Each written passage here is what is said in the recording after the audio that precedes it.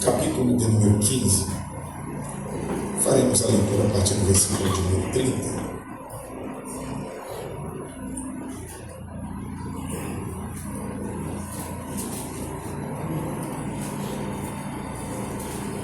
Segundo livro do profeta Samuel, capítulo de número 15, a partir do versículo 30. Eu sou pregador de ofício, viu, irmão? De fato, também pregador. Nós estamos num ambiente bem mais informal. Eu acredito que caiba mais uma palavra de cunho mais reflexiva do que uma pregação de público, que a gente fica animado, aquela coisa toda, né? Sobretudo que um pentecostal como eu, muitas vezes gosta. Mas eu acho que o momento sugere uma palavra de cunho bem reflexiva. Não é um estudo, não é uma palestra, mas será uma palavra de cunho mais reflexiva. Segundo o livro do profeta Samuel, capítulo 15, a partir do versículo 30, se porventura alguém estiver sem a Bíblia próximo de você, dá essa famosa carona a esse homem, para que ele também acompanhe a leitura. Versículo 30 em diante diz assim: E subiu Davi pela subida das oliveiras, subindo e chorando, e com a cabeça coberta, e todo o povo queria com ele cobrir a cada um a sua cabeça, e subiam chorando sem cessar. Então fizeram saber a Davi, dizendo: Também Aitofel está entre os que se conjuraram com Absalão. Pelo que disse Davi: Ó Senhor, transtorna o conselho de Aitofel. E aconteceu que, chegando Davi ao cume para adorar ali a Deus, eis que Uzai, o arquita, veio encontrar-se com ele, com o vestido rasgado e terra sobre a cabeça. E disse-lhe Davi: Se passares comigo, ser-me-ás pesado, porém, se voltares para a cidade, disseres a Absalão: Eu serei, ó rei, teu servo, como fui dantes servo de teu pai, assim agora serei teu servo, dissipar-me-ás então o conselho de Aitofel. E não estão ali contigo Zadok e Abiatar sacerdotes? E será que todas as coisas que ouvires da casa do rei farás saber a Zadok e Abiatar sacerdotes? E eis que estão também ali com ele seus dois filhos, Aimaas, filho de Zadok, e Jonatas, filho de Abiatar. Pela mão deles aviso-me mandareis de todas as coisas que ouvirdes. Uzai, pois, amigo de Davi, veio para a cidade, e Absalão entrou em Jerusalém. Capítulo 16, os 4 primeiros versículos, diz assim: E passando Davi um pouco mais adiante do cume, eis que Ziba, o moço de Mefibosete, veio encontrar-se com ele, com um par de jumentos amaldados, e sobre eles 200 pães, com 100 cachos de passas e 5 de frutas de verão, e um odre de vinho. E disse o rei a Ziba: Que pretendes com isto? E disse Ziba: Os jumentos são para a casa do rei, para se montarem neles, e o pão e as frutas de verão para os moços comerem, e o vinho para beberem os cansados no deserto. Então disse o rei: Onde está, pois, o filho de teu senhor? E disse Ziba ao rei: Eis que ficou em Jerusalém, porque disse: Hoje me restaurará a casa de Israel, o reino de meu pai. Então disse o rei a Ziba: Eis que teu é tudo quanto tem Mefibosete. E disse Ziba: Eu me incline, e que eu ache graça aos teus olhos, ó rei, meu senhor. Quantos podem dizer amém pela palavra de Deus? Tome seu assento, se possível, a sua Bíblia.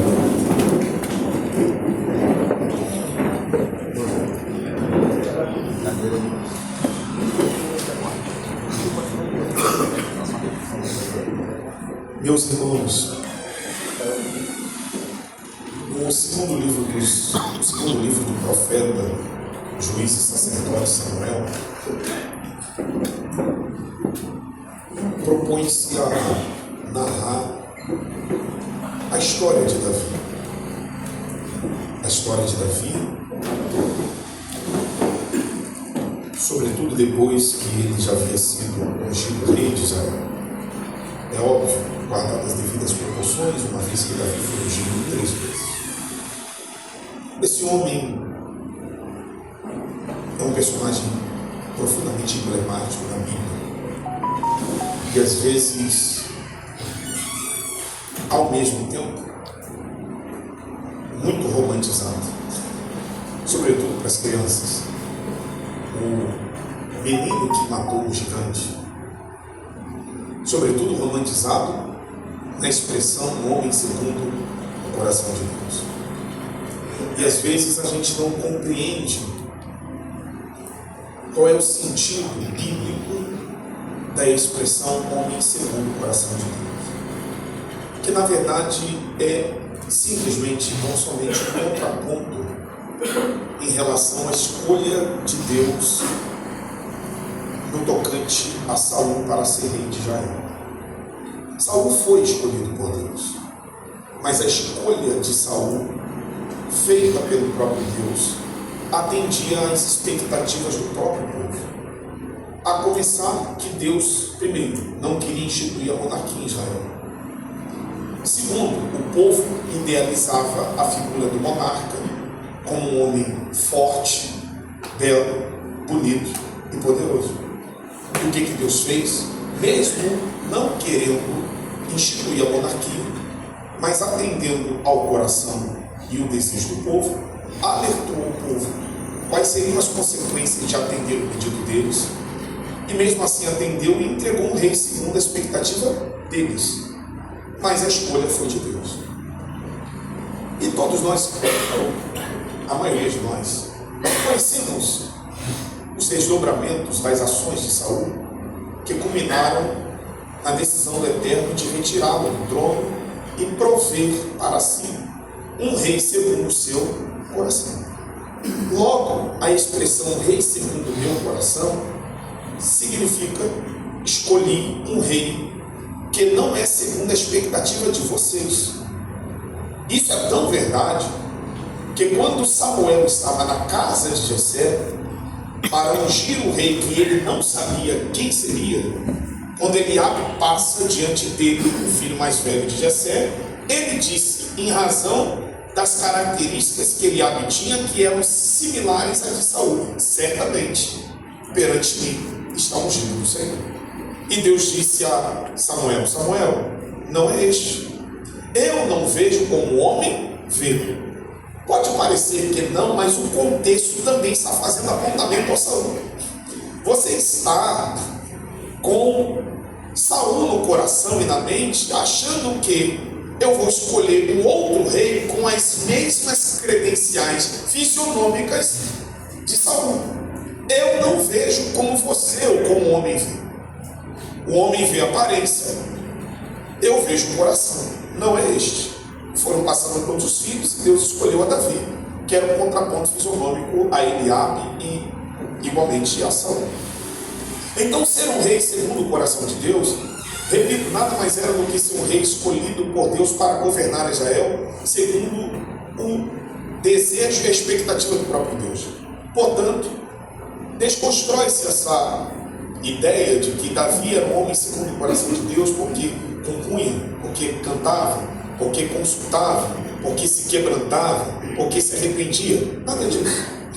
Davi era um homem segundo o coração de Deus somente para governar em ponto final. E isso é tão verdade que quando Davi desejou construir um templo para Deus, o que Deus disse a ele: você não pode. E não pode porque suas mãos estão sujas de sangue. Haja vista que Davi foi o homem mais sanguinário da Bíblia. Não houve nas Escrituras, quer no Antigo, quer no Novo Testamento, um homem que tenha matado mais do que Davi. E este homem que foi proibido por Deus de construir um templo, foi escolhido por Deus para governar uma nação. E por certo, este homem tinha muitas virtudes, muitas qualidades. Como todos nós temos muitas virtudes, qualidades, e inevitavelmente todos nós temos muitas falhas e muitos defeitos. E com Davi não era diferente. E o que é muito interessante é que a Bíblia não romantiza a história de nenhum personagem das Escrituras. A Bíblia, acerca de todos os personagens, demonstra tanto as qualidades quanto as virtudes. Foi assim com Abraão, foi assim com Isaac, foi assim com Jacó, foi assim com Moisés, foi assim com Josué, Foi assim com Samuel, um profeta que desde Dan até Berseba, nenhuma de suas palavras caiu por terra, mas Samuel também falou. Foi sempre assim, e com Davi não foi diferente. E o segundo livro do profeta Samuel, sobretudo a partir do capítulo de número 11, tem como proposta apresentar os dilemas, as complexidades pelas quais Davi enfrentou. A partir do capítulo 11, ressaltando o capítulo 11 e o capítulo 12, a Bíblia expõe os problemas de ordem moral que Davi enfrentou. Porque o homem também encara problemas de ordem moral. E Davi encarou um problema de ordem moral porque esmiscuiu-se, envolveu-se com uma mulher que não era a sua esposa, perpetrando, por assim dizer, um adultério. Um adultério que, na verdade, foi precedido de um homicídio. Que nível? Um homem matar um outro homem para se apropriar da mulher de um outro homem. Eu não sei se alguém pode chegar num nível pior que esse. Planejar a morte de um homem para tomar a esposa do próprio homem. Irmãos, tem umas coisas na Bíblia que elas são bastante intrigantes e que às vezes nós, nos dias de hoje, não conseguimos ter e nem tampouco praticar. Ter o mesmo sentimento que houve em Deus e que houve em Cristo Jesus e praticar as mesmas ações e reações que Deus tem no tocante às pessoas. Certamente eu e você nunca mais ouviríamos Davi pegar nesse microfone. Quem daria oportunidade a Davi, depois de ter planejado a morte de um homem, ter se apropriado da mulher dele? Quem? Quem daria oportunidade, aqui de exemplo, a Moisés, que matou um egípcio, ocultou o corpo na areia? Se fosse nos dias odiernos, à luz do Código Penal brasileiro, mais precisamente o artigo 121, Moisés seria enquadrado na tipificação de homicídio e ainda seria qualificado por ter ocultado o cadáver. E mesmo assim, não foi Moisés que foi atrás de Deus, Deus que foi atrás dele. No deserto, ainda disse: vem agora, eu vou te enviar para livrar o meu povo. Normalmente a gente não tem essas ações, pastor Felipe. A gente quer distância de um homicida. É ou não é verdade? Alguém até profere. É óbvio que eu estou falando de modo muito superficial, genérico. Bandido bom é bandido? Primeiro que não tem bandido bom. E segundo que, independentemente do que alguém que não tema a Deus faça, Deus não tem prazer na morte de ninguém. O desejo de Deus é que todos os homens se salvem, e se tiverem de morrer, que morram salvos, para que não vão para o inferno, porque Deus não criou o inferno para os homens, Deus criou o inferno para o diabo e os seus anjos, ou seus demônios.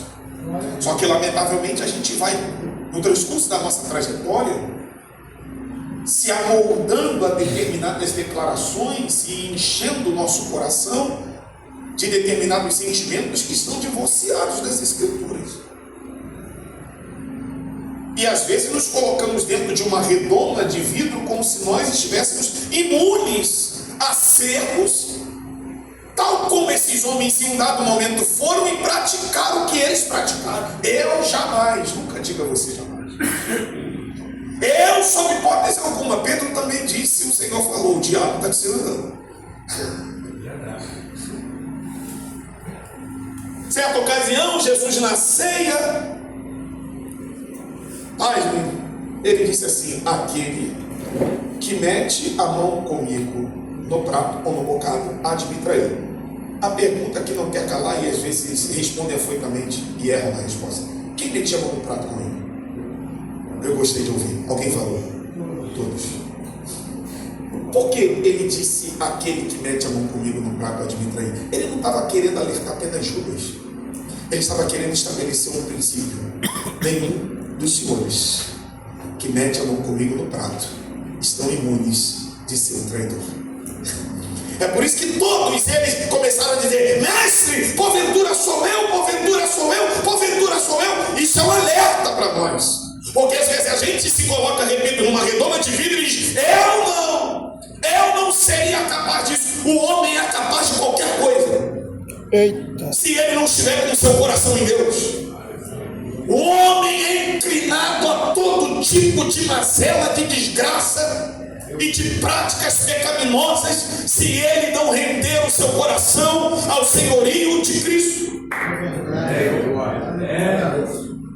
O homem, se não estiver em Deus, ele adultera, ele mente, ele rouba, ele mata. Isso não é uma questão apenas de caráter, isso é uma questão de herança adâmica que vive em nós. Quem nos livrará do corpo desse pecado? Então, o que a gente precisa fazer? Refletir, repensar e entender que nós não estamos livres de nenhum problema, e Deus não oculta nenhum dos nossos problemas com medo de tratá-los. Deus trata. E é por isso que o capítulo 11 e 12 do segundo livro do profeta Samuel está diante de nós, para expor o que Davi fez e concomitantemente tratar a nós, para que nós não incorramos no mesmo erro no qual Davi caiu. O capítulo 13 até o capítulo de número 18, Deus também não esconde os problemas de ordem familiar. Davi foi um homem que teve problemas de ordem moral, mas Davi foi um homem que teve problemas de ordem familiar. Quem não tem? Talvez hoje, no auge dos seus 30, 25, 40 anos de casado, a quantidade de problema tem diminuído, porque casamento amadurece no tempo. Mas família é sempre um ambiente de complexidade. E por fim, capítulo 19, 20, 21, obviamente que o segundo livro do profeta Samuel não termina no capítulo 21, são os problemas de ordem governamental ou monárquica. É Deus expondo que Davi foi um homem que enfrentou desafios morais, desafios familiares e desafios governamentais, e atualizando para o contexto atual, desafios de ordem trabalhista, profissional. Nós estamos diante do público masculino.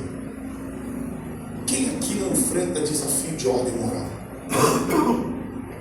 Quem aqui não é tentado no campo moral?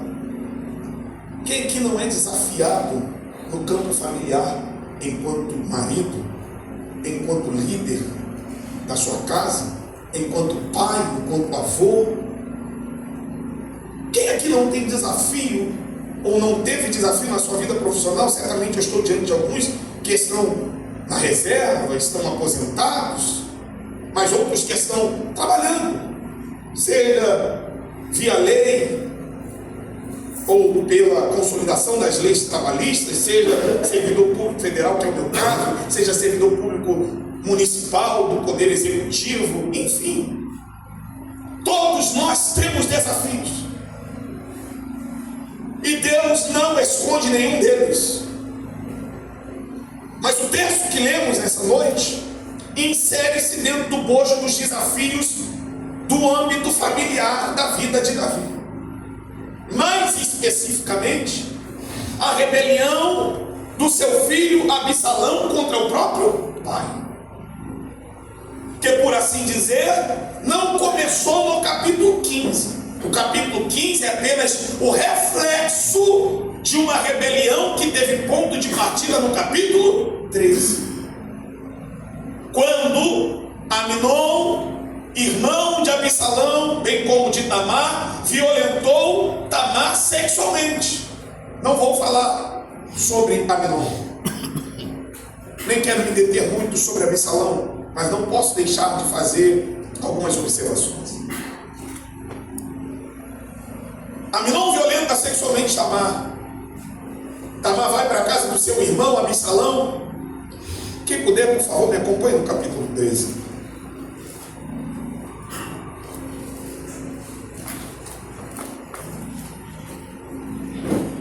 E diz o texto, capítulo 13, versículo 20: que Absalão disse a Tamar: esteve Aminon, teu irmão, contigo? Ora, pois, irmã minha, cala-te, é teu irmão. Não se angustie o teu coração por isso. Vejam que Absalão está declarando, preste atenção, porque a rebelião começa aqui. Ele está dizendo à irmã: não angustie o seu coração, não diga nada a nosso irmão Aminon. Diz o texto que Tamar ficou solitária na casa de Absalão. Davi, enquanto pai, só ficou irado. O filho violenta sexualmente a irmã, e o pai fez o quê?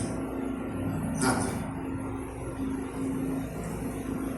Diz o texto, versículo 22, que Aminon não falou nem mal e nem bem.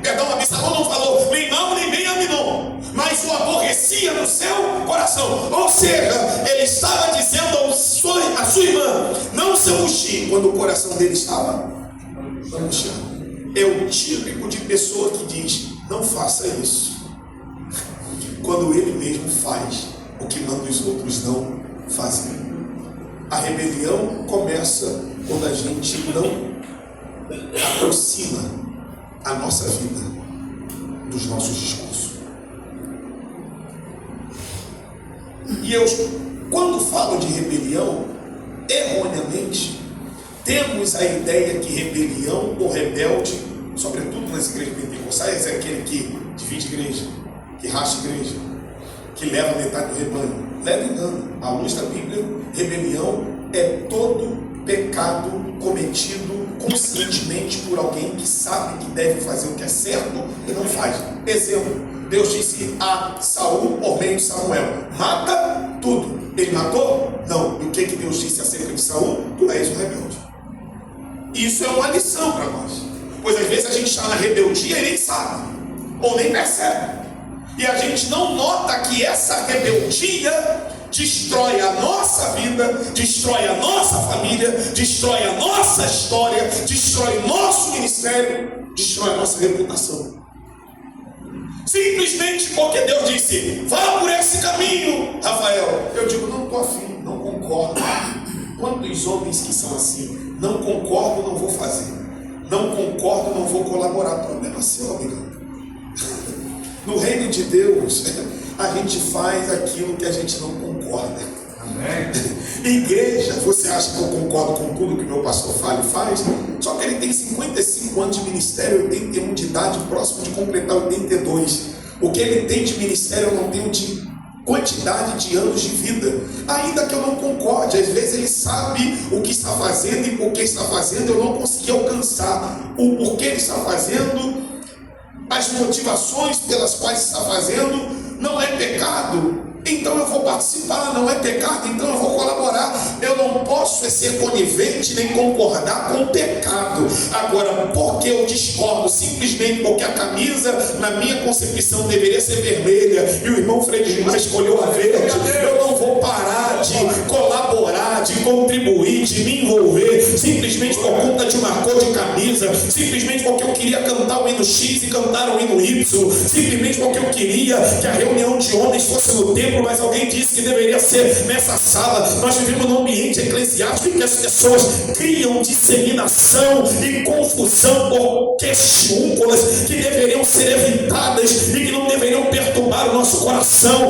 mas a gente guarda angústia na alma e no peito, quando deveríamos chamar a pessoa, sentar com ela, conversar e resolver o problema. Absalão não, ele finge que nada está acontecendo e ainda orienta a irmã: não fala nada, fica tranquila. E por 2 anos ele encontrava Aminon. Permita-me só contextualizar: a paz do Senhor, Aminon. Boa noite, Aminon. Como é que você está, Aminon? Vamos cantar, Aminon. Vamos tocar, Aminon. Vamos pregar a palavra, Aminon. Trabalhavam junto, conviviam junto, viviam junto, mas estava com ódio, estava com angústia contra o irmão. Deixa eu te dar uma lição nessa noite: um homem digno não alimenta ressentimento e nem fingimento na sua conduta, porque ele é tão digno que ele tem a coragem e a educação de chamar o seu irmão e dizer: senta aqui, vamos vamos conversar, vamos bater um papo. Esse teu comportamento não está correto, essa sua prática não é louvável, essa sua conduta é pecaminosa. Eu não vou ficar de tititi em grupo de WhatsApp, eu não vou ficar em porta de cantina falando mal do meu irmão, eu não vou ficar indo fazer um churrasco na casa do meu companheiro para falar mal do grupo da igreja. Não, meu irmão, a gente senta, conversa e resolve, porque a gente não é rebelde. A rebeldia começa assim, quando a gente pede o outro para fazer aquilo que a gente mesmo não está disposto a fazer. E sabe quanto tempo inicialmente durou isso? 2 anos. Vai contando. Depois de 2 anos, Absalão preparou uma festa de tosqueadores, festa de pastores. Versículo 23, 24, diz sobre isso. No ambiente de celebração, Absalão disse aos seus servos: inebriem a mão de vinho, e quando ele estiver embriagado, matem. Fragilizem ele primeiro e matem ele depois. E pai, ele conseguiu convencer o pai, porque tem filho que convence o pai de tudo, e tem pai que acredita em tudo que filho fala. Parece até que nunca foi filho. Acreditou que era uma festa, liberou, quando estava entregando o próprio filho para ser morto na mão de um outro filho.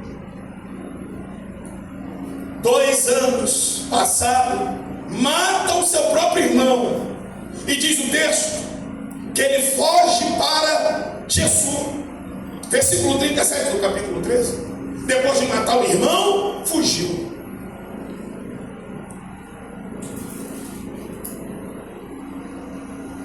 Lamentavelmente,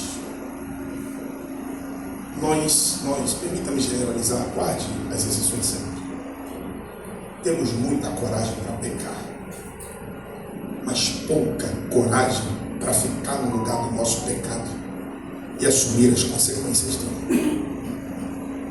É incrível como o homem, e eu estou falando homem no sentido de gênero mesmo, masculino, é incrível como o homem foge das suas responsabilidades, desde o Éden. A responsabilidade do pecado, que deu o seu start com Eva comendo fruto proibido, na verdade recaía sobre Adão, porque Deus disse a ele: te coloquei aqui neste jardim, primeiro, para guardar e lavrar a terra, eu estou te dando um dever. Segundo, eu estou te dando o direito de toda árvore do jardim comerás livremente. Terceiro, eu estou te impondo restrição da árvore da ciência do bem e do mal, tu não comerás. Quarto, eu estou lhe impondo possível sanção, pois o dia em que da árvore proibida tu comeres, certamente tu morrerás. Deus não disse isso a Eva, Deus disse isso a quem deveria resguardar. Pasmem, nós estamos falando de homens, no sentido pleno da palavra. Quem deveria resguardar Eva era quem deve resguardar nossa esposa, somos nós. Quem deve resguardar nossa casa somos nós. Só que normalmente nos nossos gabinetes pastorais, homens infringindo culpa na mulher quando a responsabilidade é dele. Homens se queixando da pouca espiritualidade da sua esposa, quando na verdade o líder espiritual da casa não é a esposa, é ele. Mas normalmente quem é a mulher da oração? A esposa. Normalmente quem faz o jejum? A esposa. Normalmente quem tem iniciativa de ler a Bíblia aos filhos e ler para si mesmo? A esposa. E o irmão? Está vendo o jogo, está querendo churrasco, está querendo ver televisão, outras coisas. Em sua maioria. Coloca a culpa sempre no outro, transfere sempre a responsabilidade. Quando não foge daquilo que deveria simplesmente ser: a culpa é minha, o responsável sou eu. Fugiu para a casa do avô. Sabe quanto tempo ficou na casa do avô? 3 anos, não perca a conta. 2 anos de ressentimento. Agora 3 anos na casa do avô. Pai, pastor Frejimar, ele chega na casa do avô, Talmai, e Talmai em nenhum momento, pelo menos a Bíblia não resiste. O que tu faz aqui? Por que tu vieste para cá? Qual é a razão de tu chegares aqui e ficar aqui durante esse tempo todo? O que a gente aprende com isso, sobretudo eu que sou mais jovem, talvez um dos mais jovens aqui entre os irmãos, e fui criado por uma geração de pais que não permitiam a gente sequer chegar com uma bala em casa, dizendo, eu ganhei, ganhou de quem? Se chegássemos com uma moeda, um trocadinho, e dizer, meu dinheiro, seu dinheiro, você está trabalhando aonde? Oh, Deus! Hoje, irmãos, nossos filhos chegam a hora que quer, namoram na idade que quer.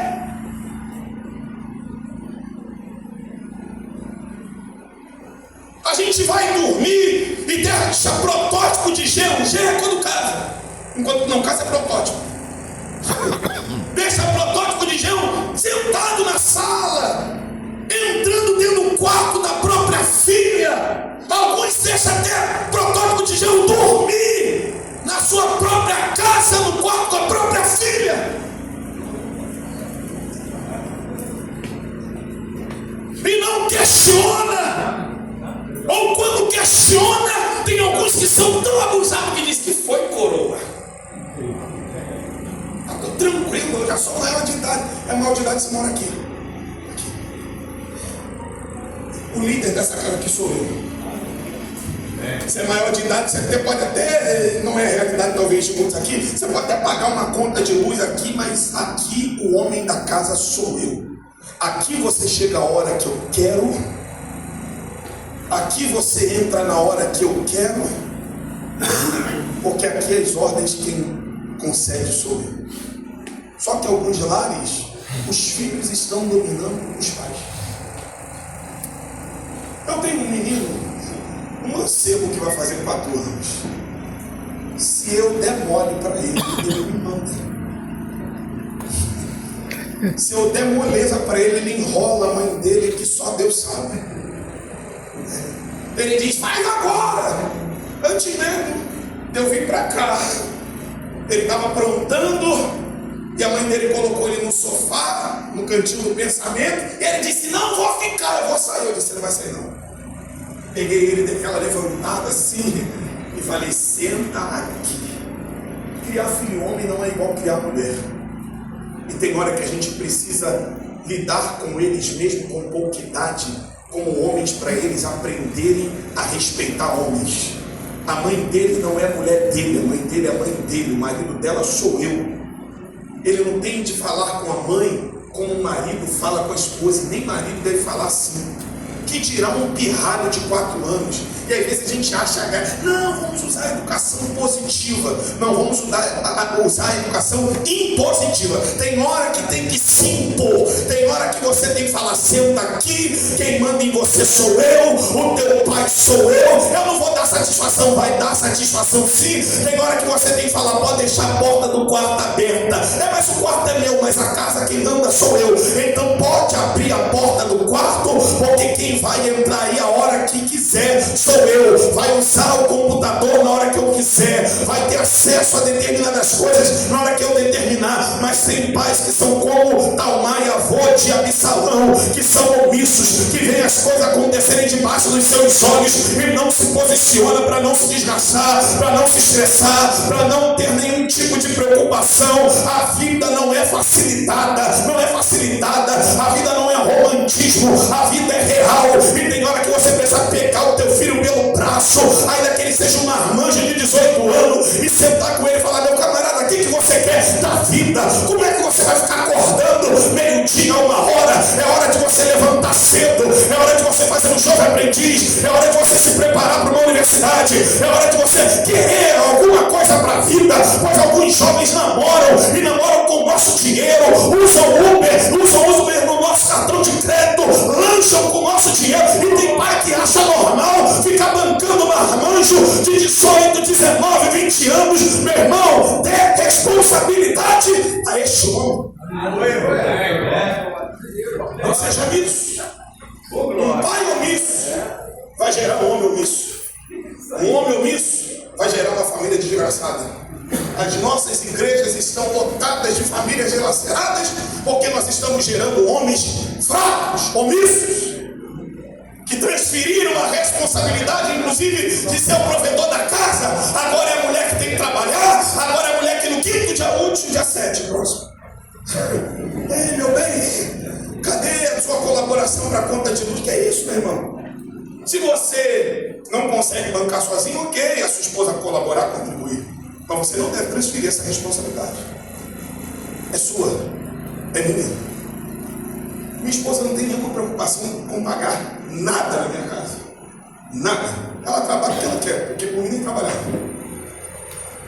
Ela não tem preocupação em pagar apartamento, em pagar colégio, em pagar água, em pagar luz, em pagar condomínio. Não tem preocupação com nada. Hoje mesmo, trabalho de home office, fui ao mercado, vou no hortifruti. Nem isso minha esposa tem preocupação. Às vezes eu falo para a Adriana, que lá em casa parece que eles são um filho de vaca, viu? São 30 caixas de leite por mês. Isso porque eu controlo. Era mais. Você imagina quando o leite era 7,89?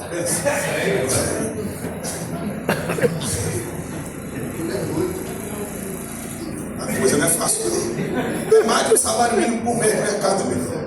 E aí você não vai ensinar o teu filho. E ele, quando disser, não, vou casar, tá pensando que casar é sexo.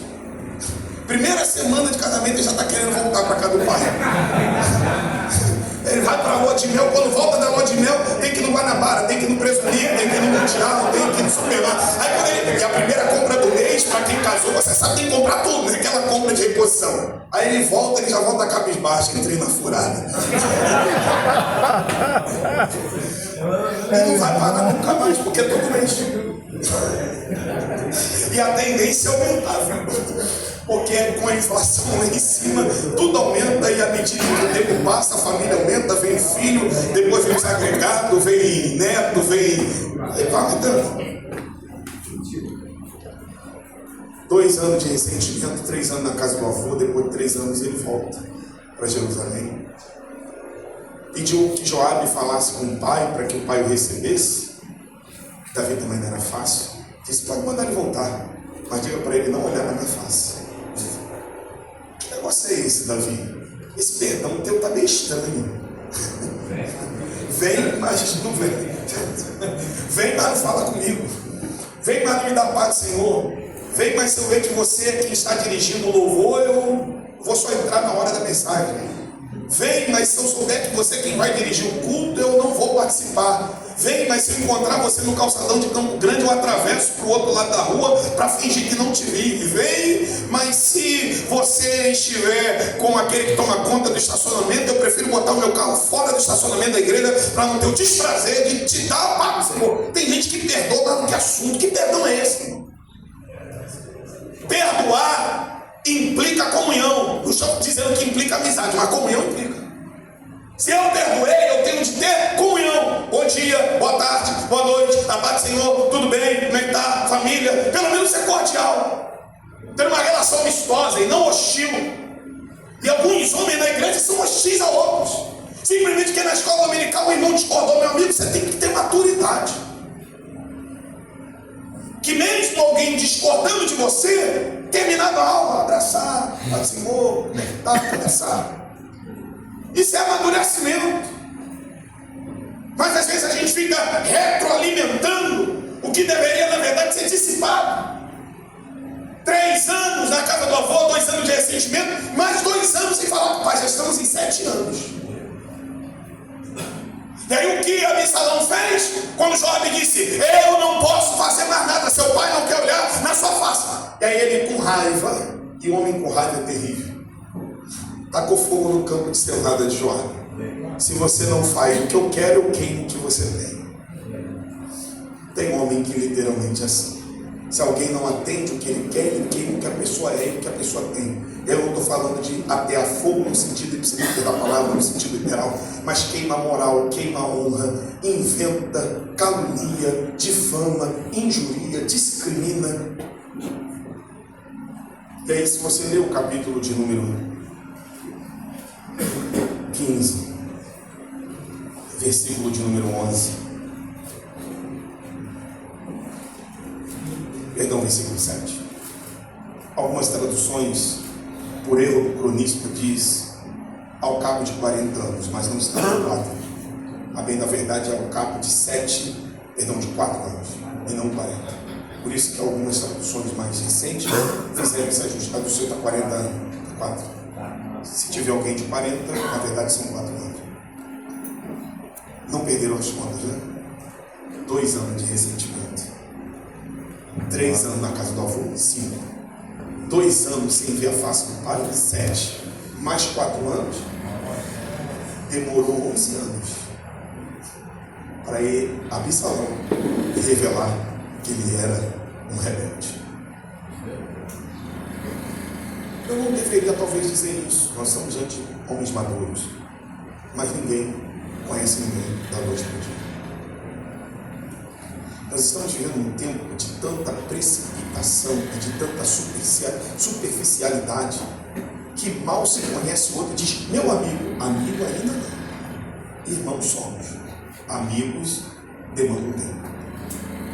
Até porque a amizade tem limites.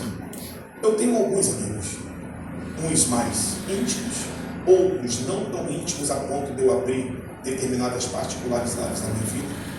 Uns eu converso determinados assuntos, com outros eu converso assuntos mais complexos. Todos nós somos assim. Só que nós banalizamos, inclusive, a palavra amigo. Há pessoas que me adicionam nas redes sociais, às vezes mandam mensagem no direct, enfim, no Instagram, no Facebook. Meu amigo! Às vezes, por educação, óbvio que a gente não vai corrigir a pessoa, mas a vontade que eu tenho é desde quando a gente amiga. As pessoas banalizam. E alguém diz, mano, tamo junto. Mas no dia que você precisa, aprenda uma coisa. A vida e o tempo revelam quem são as pessoas. 11 anos. Só que guarde uma lição. E eu caminho para falar sobre Davi e termino a minha palavra. Sabe quando a rebelião começa? Sabe quando o filho se rebela contra o pai? Não quando ele subiu para Hebron, mentindo ao pai, dizendo, quando eu estava em Jesus, eu fiz um voto, dizendo que deveria cumprir.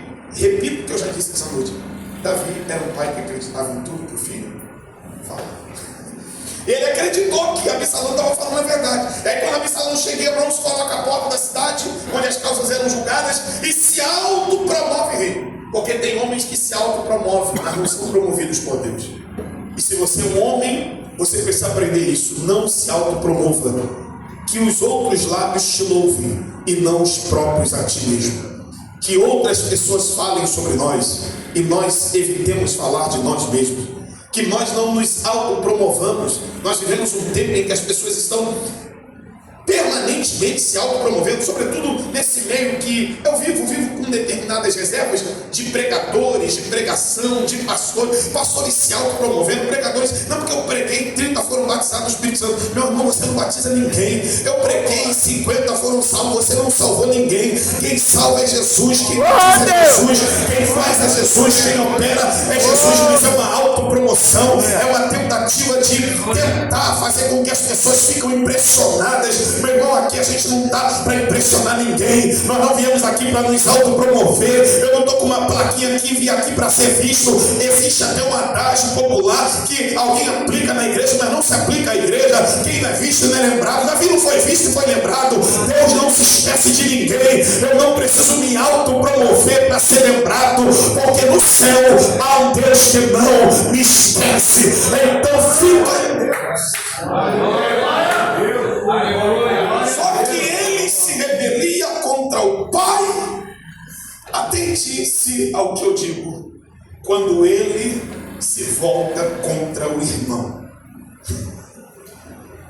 A rebelião contra o pai, cometida pelo filho, começa quando o filho se volta contra o próprio irmão. Aprenda um princípio bíblico.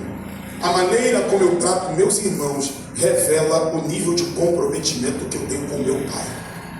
O meu comprometimento com o pai não é ferido pelo quanto que eu oro, pelo quanto que eu leio a Bíblia. O meu comprometimento com meu Pai é aferido pela maneira como eu trato os meus irmãos. E foi o apóstolo João quem disse isso. Se eu digo que amo ao Pai que não vejo e odeio meu irmão que vejo, eu sou mentiroso. Nós vivemos um tempo em que as pessoas dizem ser o que são, pelo quanto que pregam, pelo quanto que conhecem, pelo quanto que ensinam, pelo quanto que falam corretamente, pelo quanto que tem na conta bancária. Vai para o inferno com dinheiro, vai para o inferno com conhecimento, vai para o inferno com graduação, vai para o inferno com pós-graduação, vai para o inferno com mestrado, com doutorado, com pós-doutorado, vai para o inferno sendo comandante da marinha, sendo capitão de corveta da marinha. Não importa o teu posto, se status socioeconômico, o mais importante para Deus é amar a Ele e amar ao próximo como a si mesmo. Quem faz mal ao próximo não ama a Deus, mas quem ama a Deus revela o amor a Deus, amando ao próximo. Então o rebelde que se volta contra o Pai, ele na verdade primeiro se rebelia quando destrata um irmão. Eu tenho uma palavra a entregar aos homens nessa noite: trate bem o seu irmão. Bom dia, boa tarde, boa noite. Como é bom vir aqui nessa igreja e nesse ambiente. Eu cheguei, me assentei ali, eu não consegui contabilizar o quanto de homens vieram aqui, me abraçaram, me deram a paz do Senhor, me desejaram bem-vindo, apertaram a minha mão. Tem igreja que a gente chega, que a gente parece que está num ambiente de gente translocada, de gente desavitada, de gente mal educada. Igreja não é ambiente de ringue, igreja é ambiente de comunhão, aquele lugar de relacionamento, aquele lugar que a gente trata o irmão como irmão e não como estranho. Que Deus te guarde, que Deus te ajude, que Deus te auxilie, que Deus me auxilie a construir relacionamentos saudáveis na igreja. Porque são esses relacionamentos que determinam o nível da minha espiritualidade. E aí quando a rebelião acontece, meu tempo já acabou. Não, eu não vou ficar sozinho. Mas agora que eu cheguei em Davi, e aí a rebelião chega, a notícia dela chega a Davi. Capítulo 15. Quando a notícia chegou,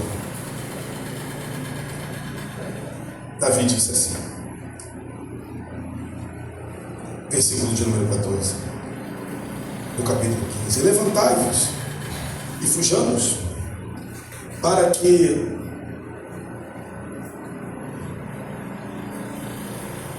levantai-vos e fujamos, porque não poderíamos escapar diante de Absalão.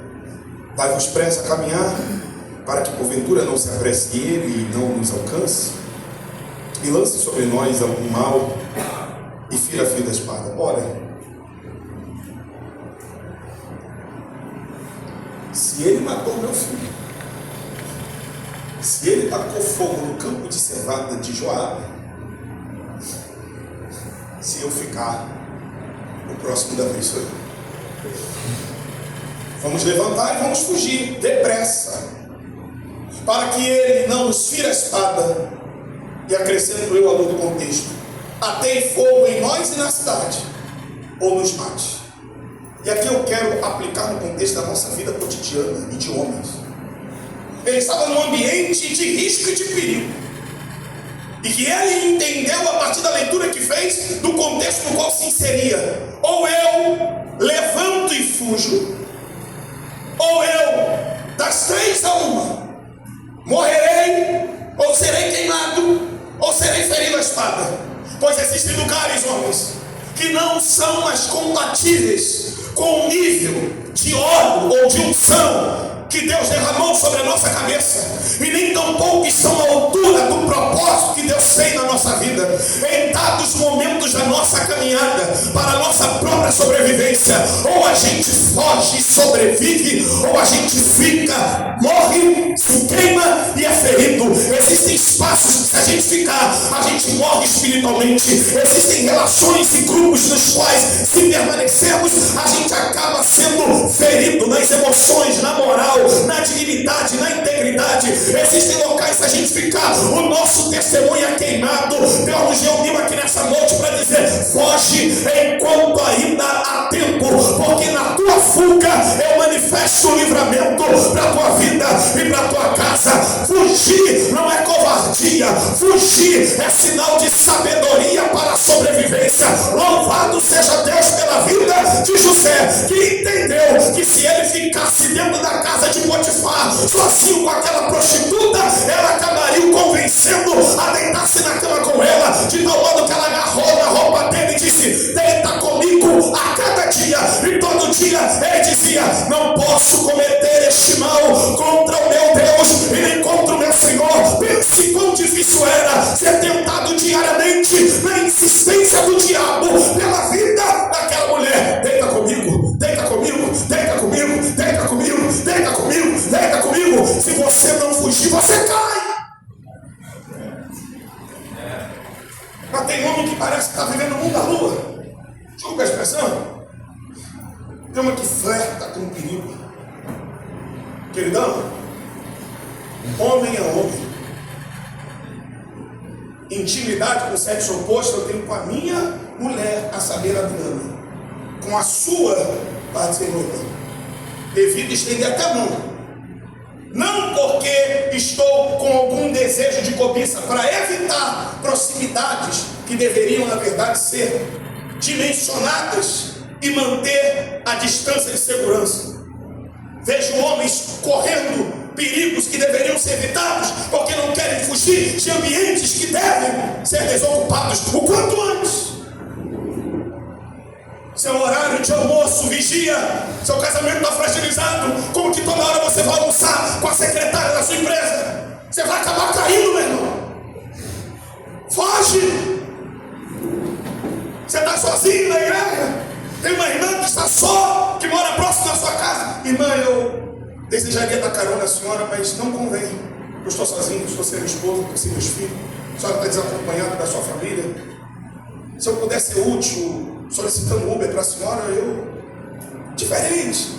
Com uma pessoa idosa, um adolescente, e mesmo assim com muito cuidado. Eu perderia horas aqui, não diria perderia, faltaria tempo para discorrer a quantidade de casos de adultério que eu conheço, que começaram a partir de situações que poderiam ser evitadas, mas não fugiram. Vou citar só um.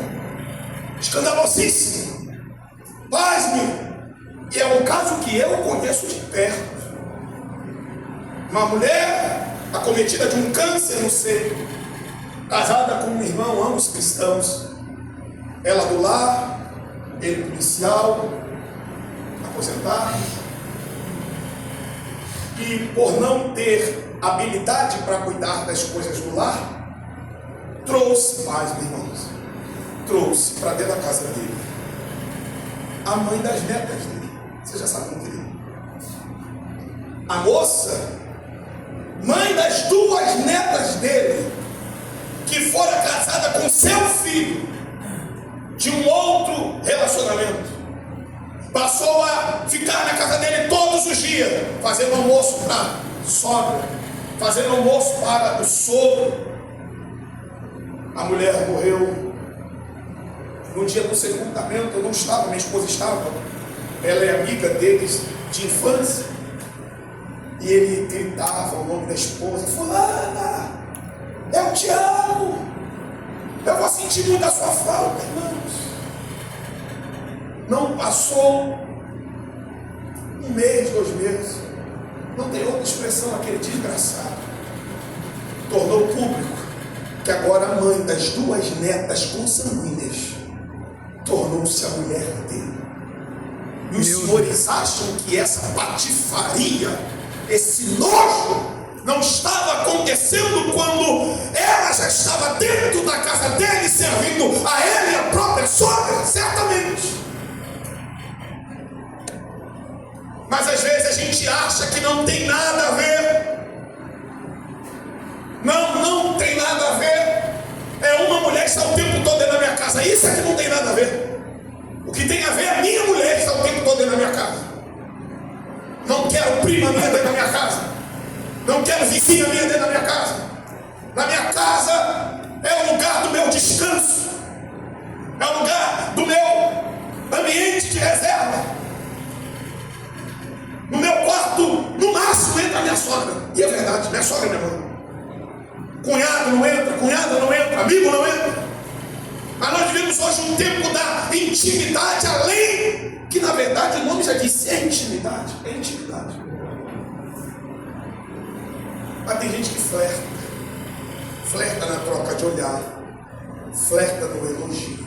A irmã está tão bonita hoje, desculpe falar mais incisivamente, elogia a tua mulher. A tua. A minha é linda, é mesmo, viu? Mas se um homem elogiar a minha mulher, eu falo, irmão, elogia a tua. E olha que eu não sou ciumento nem inseguro não, mas é só para colocar o irmão no devido lugar dele.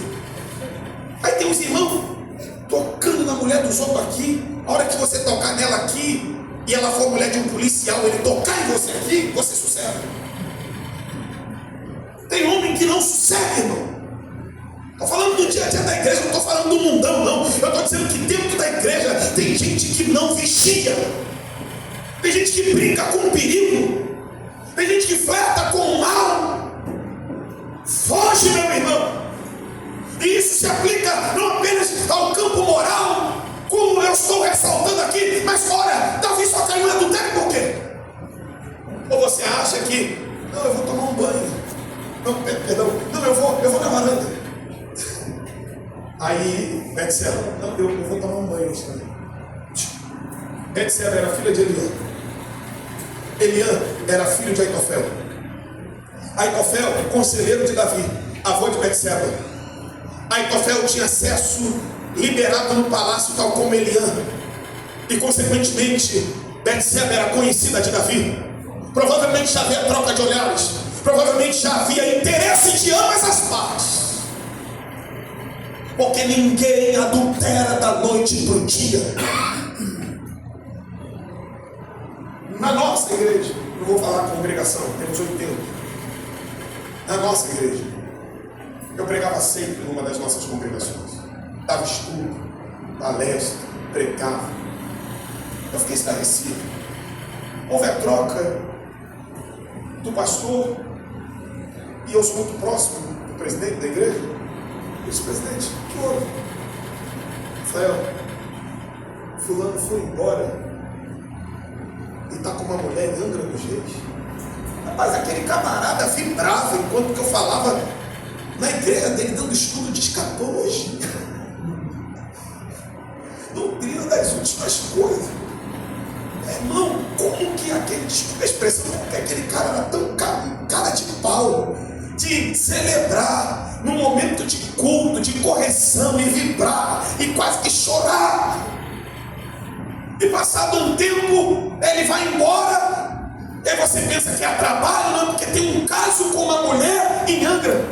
Nós estamos vivendo esse tempo, quantos escândalos vindo à tona, que Deus nos guarde, que Deus nos livre, mas a maioria deles se dão em razão, porque não querem fugir. Eu não tenho nenhuma dificuldade em cortar o mal pela raiz. Quando alguém já me manda mensagem, tarde da noite, se for uma mulher para me convidar, eu nem respondo. Se uma irmã me mandar mensagem no privado, nas redes sociais, eu já venho logo com um texto formal, a paz do Senhor, bom dia, do que se trata, do que a irmã deseja.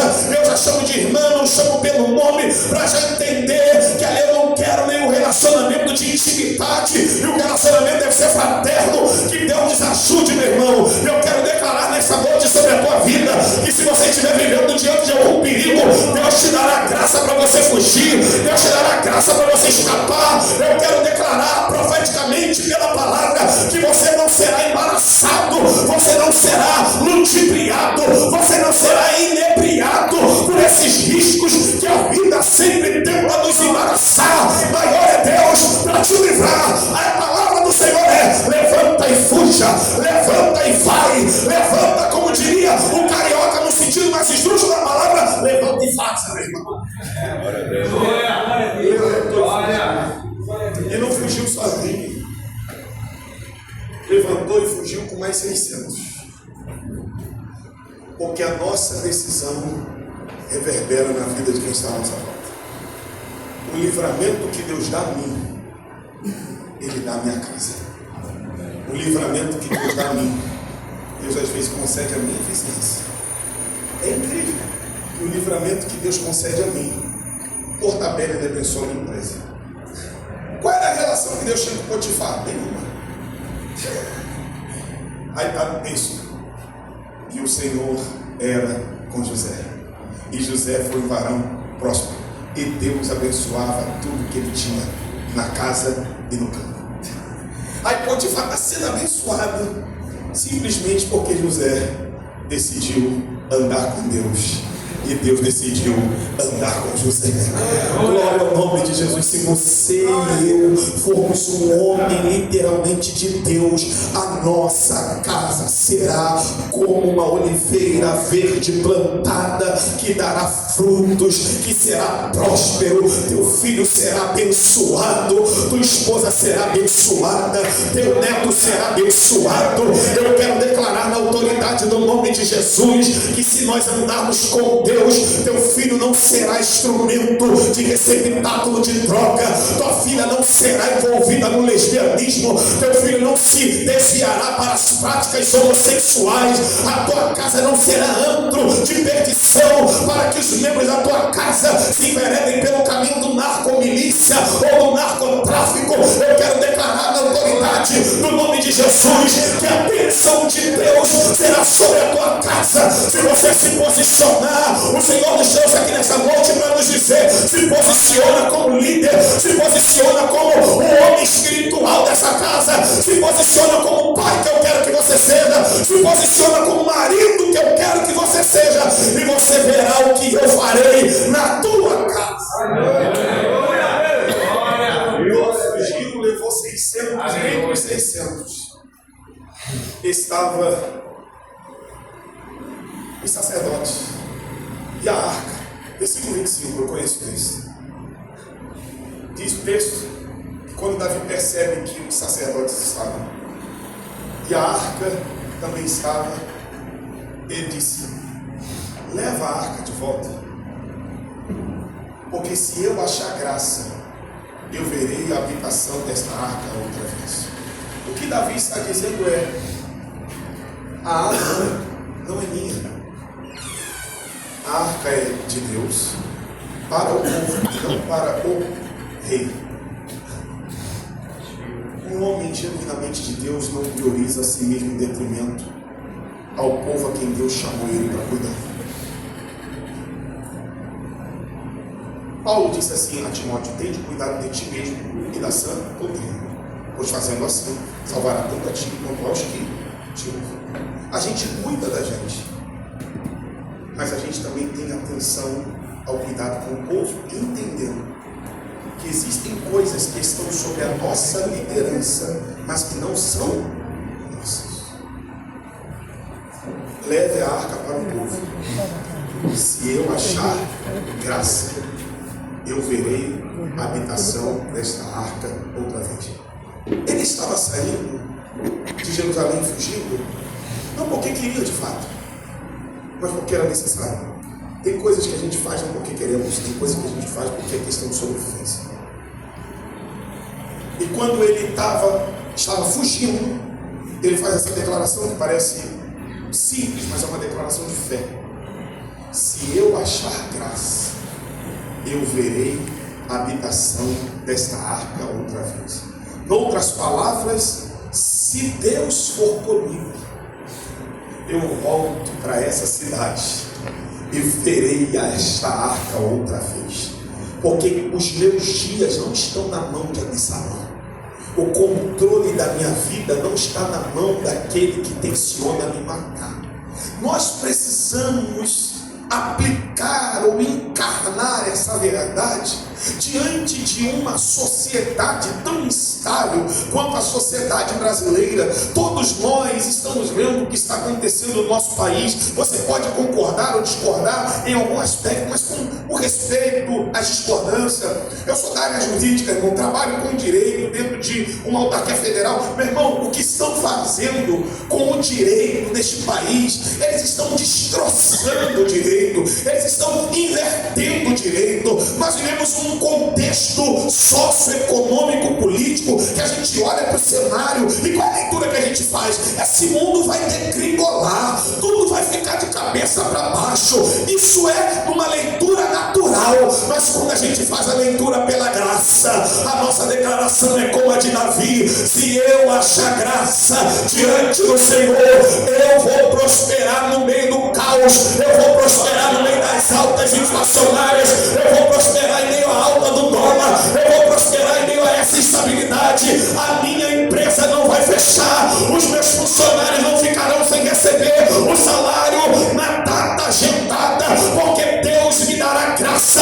Quando a gente entende o valor da graça e recentraliza a graça na nossa vida cristã, a gente passa a confiar no Deus de toda graça e entender que a graça faz com que coisas improváveis aconteçam em tempos e cenários que comumente não aconteceria nada. O médico diz é câncer, mas a graça diz é cura. O homem diz é divórcio, a graça diz é restauração. O homem diz não tem jeito, a graça diz é outro jeito, porque a graça de Deus faz a gente triunfar em meio a situações improváveis. Acredite no Deus de toda graça que faz a gente prosperar, vendendo bala, vendendo bolo, vendendo picolé. É no Uber você trabalhando, Deus dizendo: te faço prosperar, te faço sustentar tua casa. É você vendendo persiana, é você vendendo carro, é você corretor de imóveis. É Deus dizendo: eu te faço prosperar. Aí diz o versículo 30: subiu Davi pela subida das oliveiras, andando e chorando, com os pés descalços e cabeça coberta. O homem também chora, né, filho? Não chora, chora. Deixa ele ser traído para ver se não chora. E Deus sabe arrancar lágrima da gente, viu? Tira o dinheiro do homem para você ver se ele chora. Tira o emprego dele para ver se ele não chora. Deus sabe como arrancar as lágrimas da gente. E paz, mano. Com todas as falhas que Davi tinha, que homem resistente. Traído pelo filho. Ai, irmão. Deixa eu tirar rapidinho. Eu já vou parar, irmão. 9h30 é o meu limite, tá? 10 minutos. Tenha paciência, eu não vou cansar mais você. Irmãos, quantos são pais? Acho que todos. Quantos são pais? Imagina. Criar. Para a mãe, eu acho que é até mais pesado que carrega um desse. Obrigado, irmão. Esqueci na tua vida. Muito obrigado. Você cria, educa, e não é barato não. O meu menino estuda numa escola, não é vaidade não. A mensalidade dele, com menos de 4 anos de idade, é mais de um salário dele. Mais transporte, que busca em casa, que leva, mais lanchinha todo dia, fora as festas. Todo mês tem uma festa, 200, 160, 180. É uma perturbação, financeiramente falando. O desafio de educar. Aí daqui a pouco vem a fase, vai ter que estudar numa escola bilíngue, mas daqui a pouco você tem que botar no inglês. Aí você bota no judô, se for menino, você bota na natação, aí se for menina, você bota no balé. Olha o investimento. Para quando crescer, se rebelar contra você. Meu irmão, ser traído por um colega dói. Colega. Ser traído por um amigo dói ainda mais. Eu não sei o tamanho da dor de ser traído por um filho e nunca desejo isso para ninguém.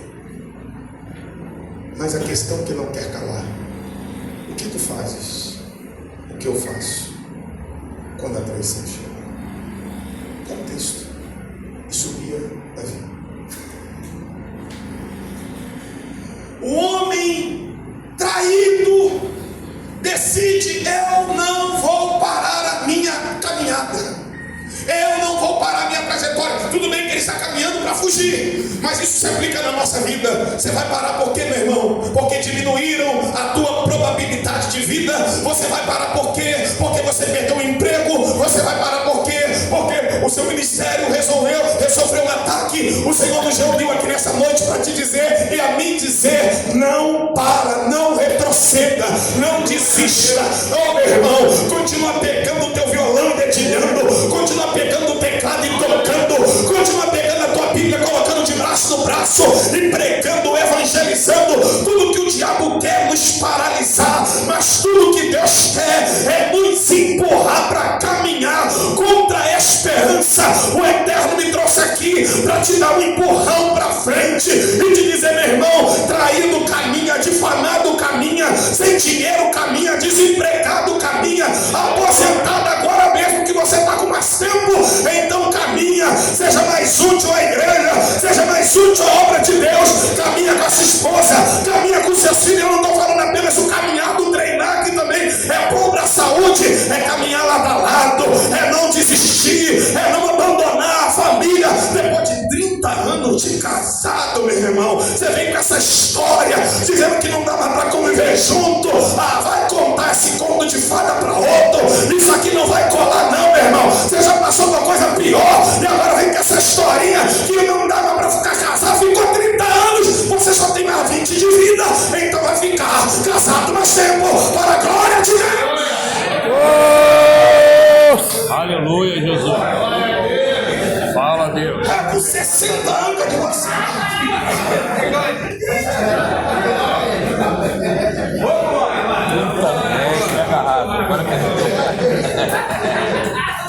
Não aguento mais.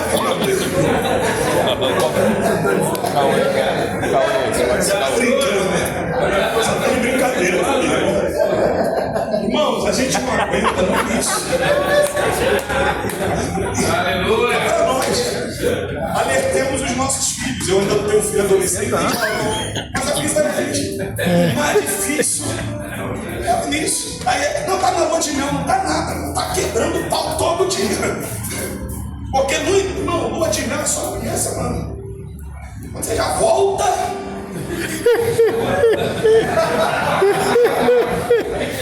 Aí o meu estresse tem que fazer conta. Aí a menina está acostumada com 1 litro de leite que meu sogro dá por dia. Aí quando ela já chega, eu falei: filha, 30? Rola não. O sogro comemorando, tá dando glória a Deus. Diminuiu a despesa. Irmãos, o mais difícil é isso. Até o casal se conhecer e aprender a conviver. No mínimo em 5 anos. No 5º ano do casamento é quando eles começam a conhecer a ação e a reação do outro. E começam a respeitar a si mesmo e respeitar o espaço do outro. Não vou falar agora porque eu já sei que ele reage assim. Não vou falar agora porque eu já sei que ela reage assim. Mas no início, cada um querendo impor no outro o seu jeito, a sua maneira de vida, a leitura. É ou não é assim? Aí depois, com um olhar, você já se comunica. Aí os camaradas com 30 anos de casado, pastor, quem vai dar mais? É que a gente mantém a ética. A vontade que a gente tem de falar: não vai procurar o que fazer para te perturbar no gabinete. Tem tanta coisa para atender, tu vem para cá com essa patifaria, e depois de 30 anos de casado. É porque ela é assim, ela não para de comprar, por que tu falou isso? Para de comprar, porque tu ficava dando cartão de crédito para ela e adicional para ela, me enchendo ela, empanturrando ela de limite. E agora você quer botar a culpa nela? A culpa foi a tua missão. Ela não aguenta mais que ela dá guarida dos meninos. Por que você não colocou os meninos no lugar dele? Grande verdade, irmão, na maioria das vezes a responsabilidade é nossa. Sim. E depois a gente quer transferir a culpa. Meu irmão, caminha. Assuma a tua responsabilidade. Homens parados que não querem se envolver na obra de Deus, porque fui traído na outra igreja, foi traído na Assembleia de Deus, foi traído na Metodista, tu foi traído em qualquer lugar, meu irmão. Jesus também foi traído e foi até ao Calvário. Não será você que desistirá no pé do monte. Davi subiu e subiu, chorando, mas subiu, chora, mas caminha. Ah, meu irmão, geme, mas caminha.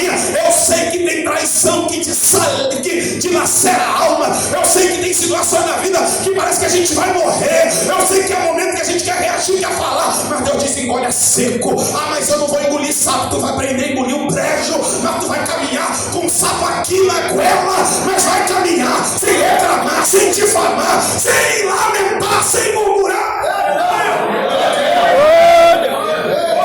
Glória a Deus. Aprenda a sofrer, meu irmão, por amor a Deus, por amor ao Evangelho. Aprenda a poupar a tua esposa, aprenda a poupar a tua casa. Caminha você, meu irmão.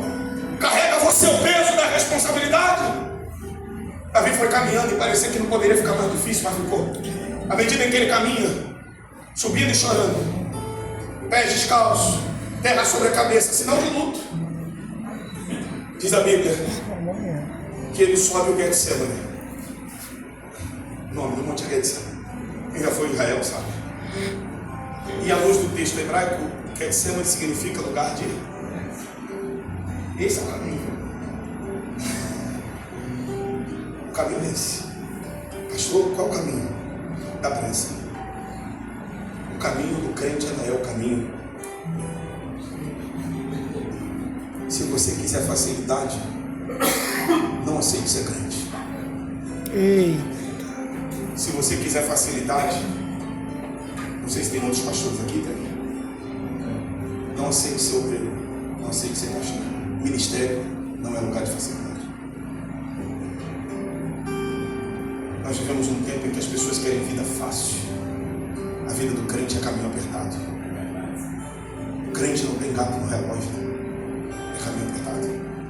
É porque eu moro na área de milícia, crente não tem gatonete em casa. Aleluia.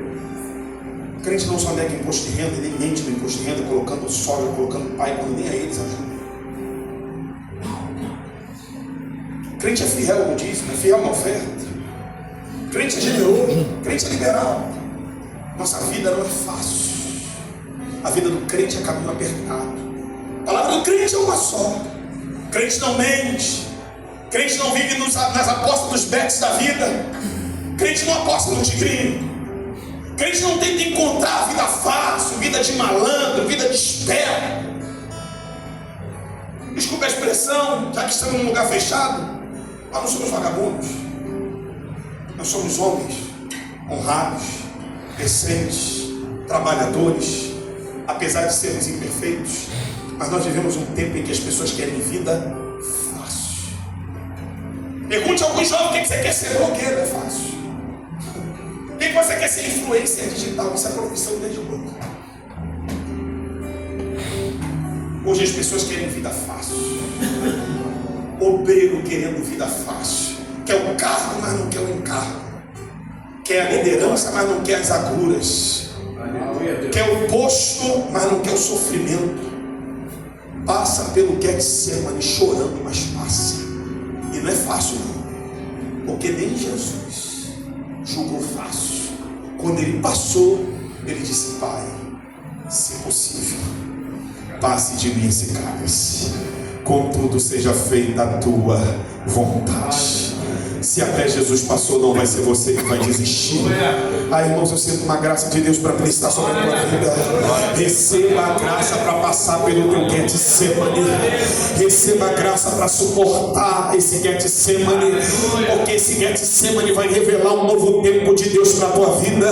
Esse sofrimento pelo qual você está passando será uma porta de Deus que será aberta para que você viva um tempo extraordinário de Deus. Quando Davi passou pelo Getsemane, quando Davi subiu chorando, gemendo, cabeça coberta, pé descalço, veio uma notícia que piorou a situação. Também Aitofel está entre os que se conjuraram com Absalão, ou seja, até o conselheiro de Davi se envolveu na trama contra Davi. Quando a coisa já estava difícil, ficou pior. É similar ao fato quando um homem perde emprego e a esposa chega e diz: também foi mandado embora. E o filho que ajudava na despesa diz: também foi mandado embora. Tem situação que a gente tem a expectativa de que vai melhorar, mas acaba piorando. Mas a palavra de Deus nessa noite é: quando piorar, reaja como Davi reagiu. A Bíblia diz que quando declararam a Davi, também Aitofel está entre os que se conjuraram, o texto sagrado registra que Davi declarou: ó Senhor, transtorna o conselho de Aitofel. A bem da verdade, sabe o que Davi fez? Davi orou ao Senhor. A má notícia não destruiu Davi, a má notícia não levou Davi para o chão. chão. A má notícia levou Davi para oração. Oração ainda é o caminho que soluciona o problema. Graças a Deus que esses homens estão reunidos aqui desde 7 horas da noite. É para orar, para adorar e para ouvir a palavra de Deus. Eu declaro na autoridade do Pai, na autoridade do Filho e na autoridade do Espírito que a tua oração terá resposta. A tua casa viverá resposta da oração. Vem para cada segunda-feira e a cada dia. Não é em vão a tua estadia até 9h30. Não é em vão a tua chegada aqui, mesmo depois de um dia cansativo de trabalho. É Deus te dando a oportunidade de você colocar diante do altar da oração as tuas necessidades. Glória a Deus. Ele ora e a gente caminha e conclui. Está lá escrito: e veio ao cume do monte para adorar a Deus ali. O homem é tão crente que foi para o culto ainda, traído pelo filho, traído pelo conselheiro, que era avô da própria esposa. Ele não só foi para o culto, viu, meu amigo? Companheiros que estão dedilhando o violão. Ele compôs um hino no culto. Foi nesse contexto que Davi escreveu o Salmo 3, que é um hino.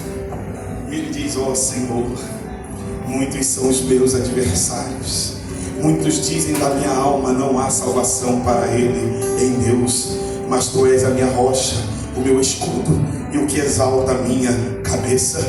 E ele diz assim: com a minha voz, não foi com a voz do pastor Freudismar, não foi com a voz das irmãs da intercessão, não foi com a voz das irmãs do ciclo de oração, porque tem traição que destrava uma oração retida que a gente não fazia há 10 anos. Tem coisa que Deus permite acontecer para nos levar de novo para o jardim da oração. Às vezes uma desgraça chega na nossa casa, às vezes uma má notícia chega na nossa família, porque só assim que a gente se aproxima de Deus. E aí Davi está dizendo: com a minha voz clamei ao Senhor e ele me ouviu do seu santo monte. E o que Davi fala em seguida contrapõe o que os próprios psicólogos não conseguem explicar. E ele diz: deitei e dormi, porque o Senhor me fez repousar em segurança. Ah, se eu vivesse junto a Davi, eu diria: Davi dormiu sem alprazolam, dormiu sem ribotril, dormiu sem lexotan, dormiu sem queatipina, dormiu sem maracujá forte. Quem ora dorme, quem ora dorme, quem ora descansa, quem ora confia. Glória a Deus. Aleluia. Não estou falando contra a terapia, não estou falando que você não deve talvez procurar um psicólogo. O que eu estou dizendo é que essa geração na qual vivemos é uma geração que está se tornando cada vez mais dependente de terapeutas e de terapia, quando na verdade deveria aprender primeiro a depender de Deus. Quanto mais a gente depende de Deus, menos a gente depende dos cientistas. Quanto mais a gente depende de Deus, mais estrutura a gente ganha para enfrentar a realidade da vida. Eu sou contra a ciência, eu tenho 4 graduações, eu não tenho nenhum problema de você procurar uma sala de terapeuta, mas eu estou dizendo que tem coisas que um terapeuta na terra não resolve, mas aquele que criou a terapia, ele coloca a mão aonde o homem não vai. A palavra dele penetra até a divisão da alma e do espírito, juntas e medula, onde o terapeuta não vai, a palavra e a mão do Todo-Poderoso vai. Oh, Deus. Veio Uzai para a queda. Davi entendeu que Uzai era a resposta e ele não descarta, simplesmente porque a resposta estava com terra sobre a cabeça e pés descalços. Desculpa a expressão, tem muito homem meio besta na igreja que, por ter uma vida financeira razoável, ele pensa que tudo vai ter a aparência da riqueza que ele quer ter. E sabe como veio a resposta que Davi pediu em oração? Pés descalços, terra sobre a cabeça. Deus é especialista em dar resposta com aparência de derrota.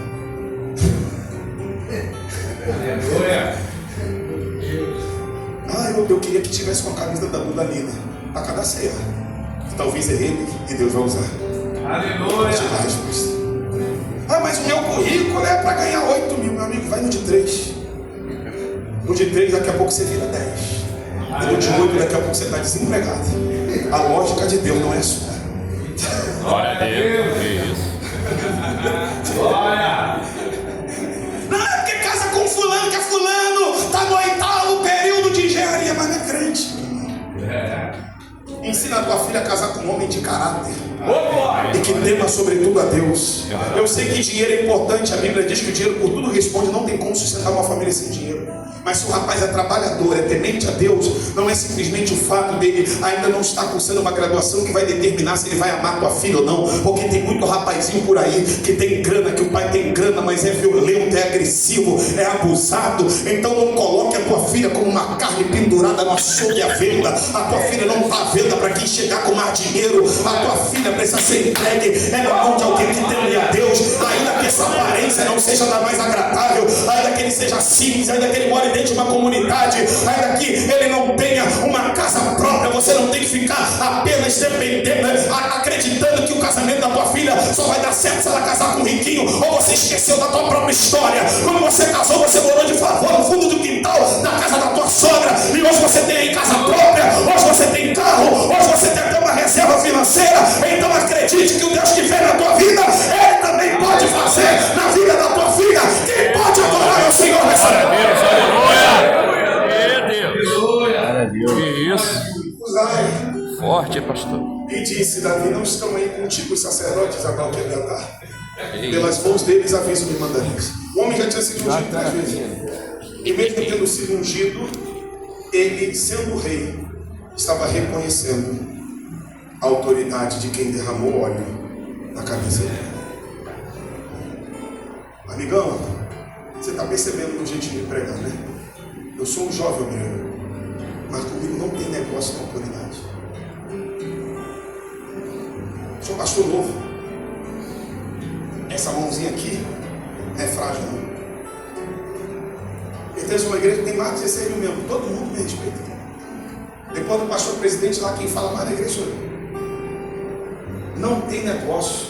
Nós vivemos um tempo em que não se respeita mais pastor, não se reconhece mais autoridade sacerdotal. E Davi, mesmo sendo rei, ele está dizendo: pela mão dos sacerdotes, aviso lhe trareis.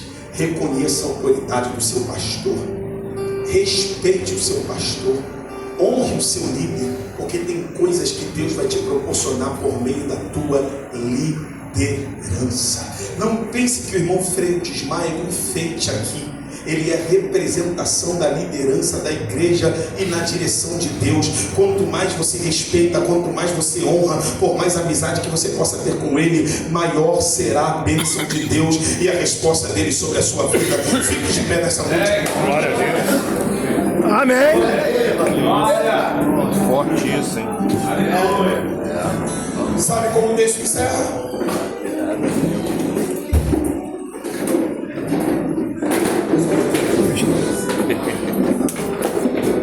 Anjo.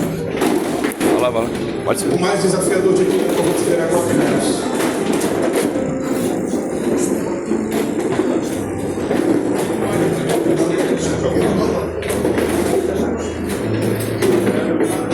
Vamos pegar esse vídeo contigo, pode ser? Meu gerente. É meu gerente. Respeito você. Vamos pegar esse videozinho que ele gravou aí, pode ser? Amém, glória a Deus. Dá uma oferta de 1.500. É, só isso. Sabe como o texto Sem encerra? fé, isso tá sem fé. No capítulo de número 15, Ô Senhor da glória. Uzai aparece na história como arquita. E ele termina na história do capítulo 15 como amigo de Davi. É aquilo que eu disse no transcurso da mensagem, que a gente conhece a pessoa como Deus. Ninguém chega na sua vida como amigo, chega como arquita. O amigo se revela no Deus. E qual é o maior desafio? O maior desafio não é o capítulo 15, versículo 30 ao versículo 37. O maior desafio são os 4 primeiros versículos do capítulo 16. Por que, irmão Rafael? Lembra do que eu disse? Que Davi sobe um monte, no cume do monte, que era a cidade de Betânia, em Bet-Fagé, veio ali adorar ao Senhor. Ele foi para o culto, assim como você e eu vejo. E aí no versículo 1 do capítulo 16 diz assim: passando adiante do cume. Ou seja, pastor Freire de Mar, saindo do culto. O culto coletivo acaba. O individual começa quando a gente acorda. encerra-se quando a gente dorme. O coletivo começou hoje, 7 horas da noite, às 19 horas. E porque o pastor Filho de Mar me deixou à vontade, se ele tivesse falado, pastor, o senhor tem 40 minutos, eu obedeci. Nunca pode falar para mim ficar à vontade, irmão. Eu vou pregar. Como a gente está num ambiente informal, estou abusando. Se fosse no tempo, eu já tinha parado muito tempo. Mas escute, o problema é quando o culto acaba. O desafio não é o culto, o desafio é o pós-culto. Passando adiante do culto, ou seja, ao término do culto, quem apareceu? Ziba, o moço de Mefibosete. Davi era um excelente líder, mas Davi dava uns mole, irmão. Davi vacilava, que rapaz, às vezes não parecia o líder que ele era. Aí Ziba aparece, aí Davi inocentemente diz: Ziba, o que pretendes com isso, uma vez que Ziba tinha pães, passas, frutas de verão e vinho? Aí Davi inocentemente pergunta para Ziba: ô Ziba, o que você pretende com isso? E Ziba malignamente diz: é para ti, ó rei, meu senhor. E aí Davi faz uma pergunta que revela quem Ziba representa. Onde ficou, pois, o filho de teu senhor? E aí Ziba mente. Ele diz: ficou lá. Lá onde? Junto com Absalão. Porque o reino lhe será restaurado. Quando ele mente, é Ziba, mas ele é uma representação da figura maligna para nós. Porque quem mente se parece com o diabo, que é o pai da mentira. E sabe quando a figura maligna apareceu? Quando o culto terminou. E sabe o que a figura maligna trouxe? Tudo aquilo que Davi precisava. Ele estava fugindo, estava na trajetória para encontrar um lugar de abrigo. E aí o que a figura maligna trouxe? Passas, frutas de verão, pães e vinho. Aí os afoitos logo dizem: é Deus me respondendo. É o diabo te laçando. É quando você está apertado financeiramente que aparece uma figura maligna. Não, eu tenho um conhecido. Fala logo que é miliciano. Fala logo que é um bandido. Fala logo que é um agiota. Me diz que é um conhecido. Quem empresta dinheiro a 40%? Nem banco. A taxa de juros é essa. E aí você acaba caindo nesse engodo, achando que é a resposta do dilema que você está passando. É no pior momento do seu matrimônio que a figura maligna apresenta uma aparente solução. Alguém mais novo, alguém aparentemente mais compreensiva. É no momento mais complicado da nossa vida ministerial que às vezes aparecem umas figuras malignas na representação de pastor. Vem pra cá, congrega aqui que eu te dou até salário. Vem pra cá que eu te dou oportunidade. Vem pra cá que eu te dou culto. Vem pra cá que eu te dou microfone. Vem pra cá que eu te dou ministério. Estão travando teu chamado lá, sai de lá. Meu irmão, fica com o que Deus te deu no culto. É isso. Tem gente que tem a capacidade de ficar no culto 3 horas, como esse, e perder em 2 minutos quando sai daquela porta dentro. De perder na escada. Pisou no meu pé quando o camarada se revolta. Perdeu o que? Desceu a rampa. Alguém travou o carro dele. Pronto, ele começa a vociferar igual um cão. Não perca o que Deus te deu no culto por conta de uma figura maligna. Quem tem ouvidos, ouça o que o Espírito diz a vocês por meio da minha boca. Em Cristo eu digo a verdade, pelo Espírito não minto. A figura maligna já está ali fora, com várias ciladas preparadas para tentar nos embaraçar. Que haja em nós discernimento, para que a gente não perca o que Deus tem nos dado, não apenas hoje, nos cultos semanais, na nossa casa. Não perca o que Deus te deu por conta de uma falta de compreensão, de discernimento quando a sua esposa falar uma coisa. Porque às vezes a esposa fala no afã das emoções dela e a mulher é 100% emocional e quase que nunca racional. E se a gente quer muito mais racional do que a mulher, às vezes não tivermos um pouquinho de discernimento e sensibilidade para compreender que ela falou daquela maneira, porque ela está emocionalmente no seu ápice. Você vai tentar se posicionar de uma maneira mais abrupta, e isso às vezes pode ser um estopim para uma desgraça na tua casa. Se você não tiver compreensão, discernimento, você às vezes acaba um relacionamento, uma amizade com alguém que você convive há 10 anos, 15 anos, porque não ter compreendido o momento que aquele irmão está. O que Deus está dizendo para nós nesse final de mensagem, de culto, é: não perca o teu discernimento, não seja engordado pela tua necessidade imediata. Foca no que Deus falou, foca no que Deus prometeu.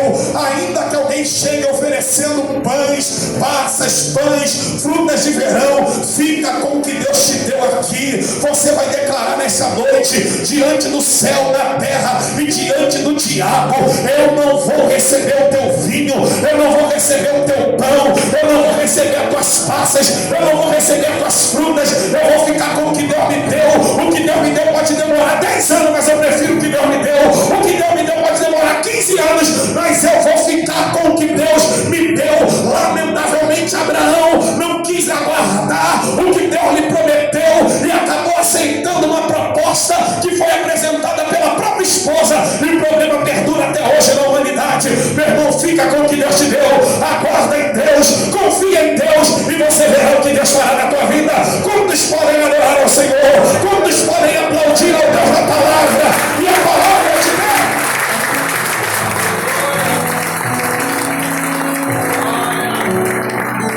Deus. Nós queremos conhecer você e orar por você.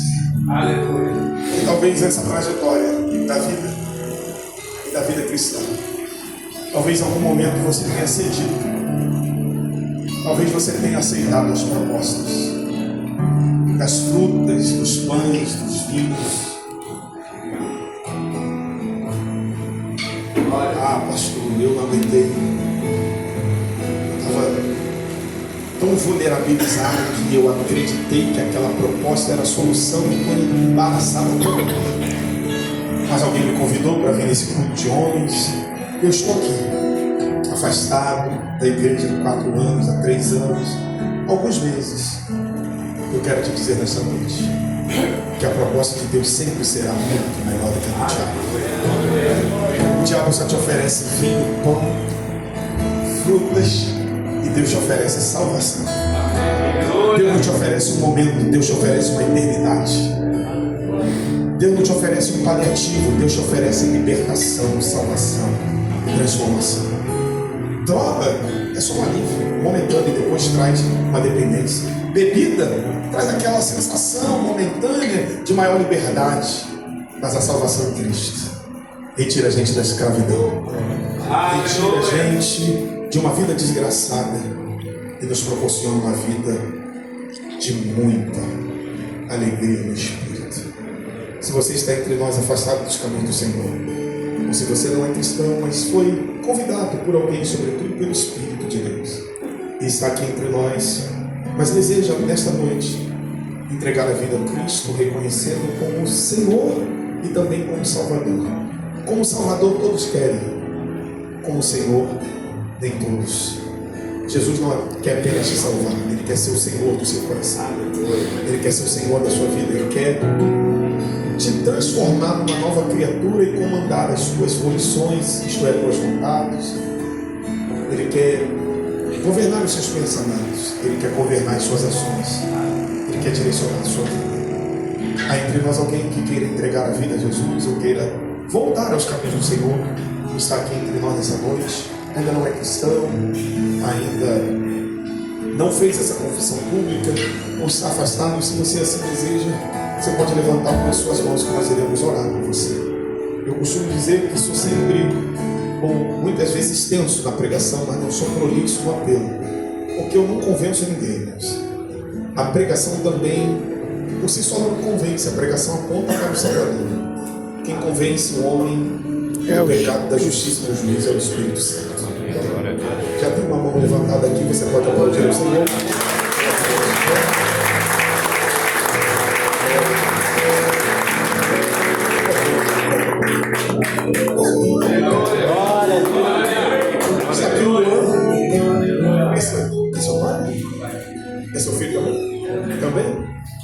eu trouxe os três, né? Você está voltando para Jesus? Você era cristão e está voltando para Jesus? Nunca foi cristão. E vocês dois já são? Já é cristão? Já é cristão? Maravilha. Muito bom. Imagina o quanto que o Senhor esteja feliz por ver o seu filho Luan aqui hoje entregando a vida. Oh, Deus!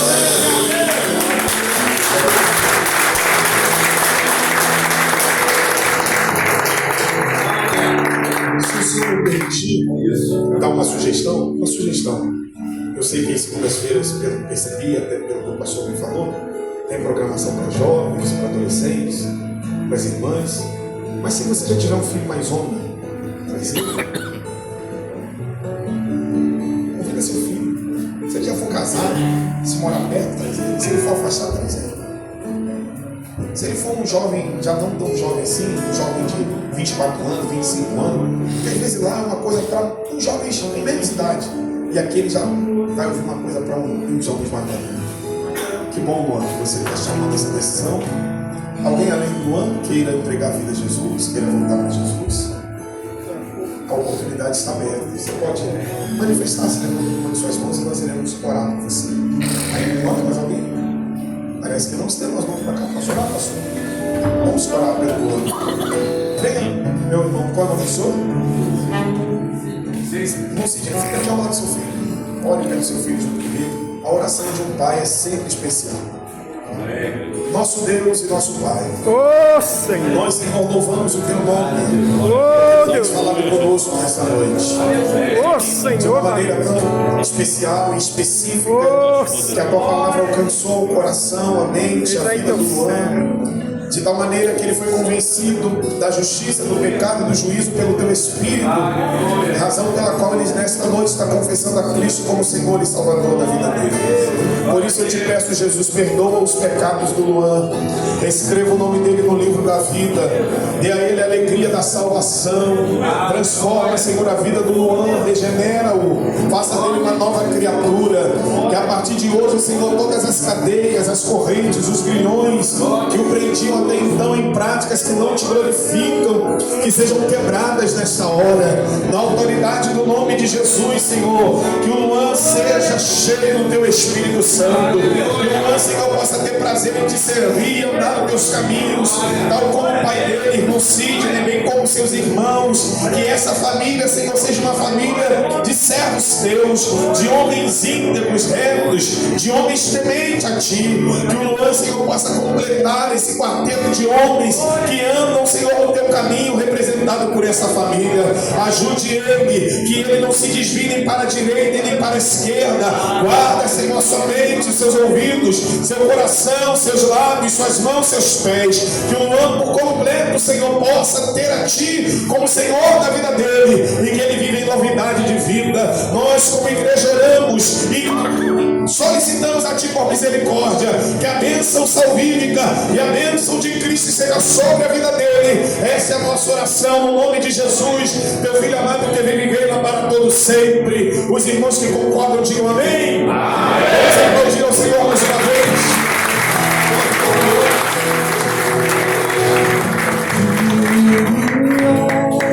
Senhor,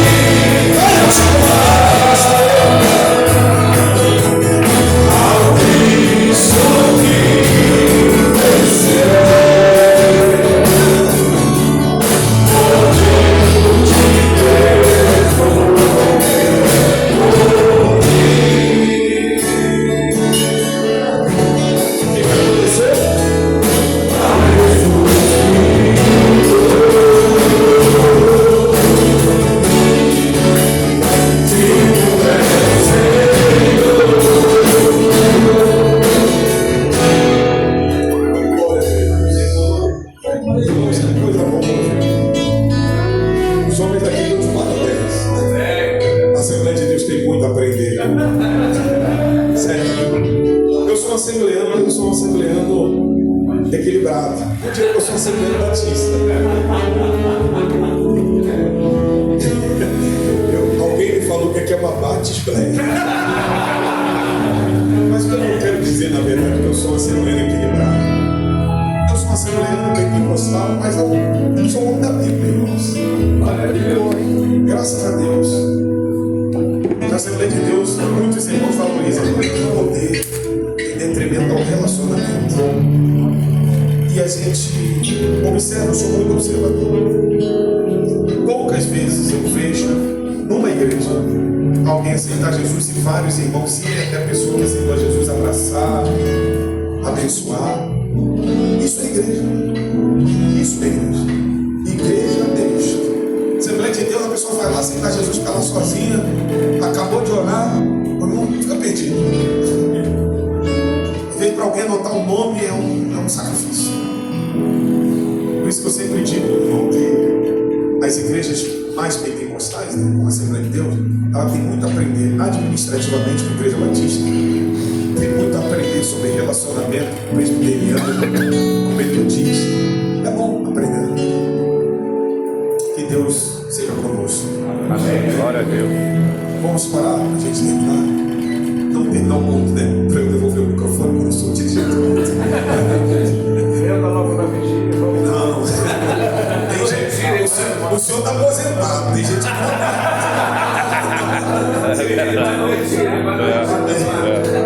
vejam bem, irmãos. Vamos parar. Irmãos, eu não vou nem chamar à frente. Eu chamo todos por dentro. E segundo aqui, eu sei que todos nós temos essa necessidade por isso. Quem não está envolvido em desafios tal como Davi? Quem não precisa prosseguir caminhando em meio às agruras da vida? Quem não precisa reagir orando? Quem não precisa confiar em meio a um cenário de caos como Davi confiou? Quem não precisa ter discernimento? Quem não precisa resistir às ofertas da figura maligna? Quem? Quem não precisa fugir de situações embaraçosas?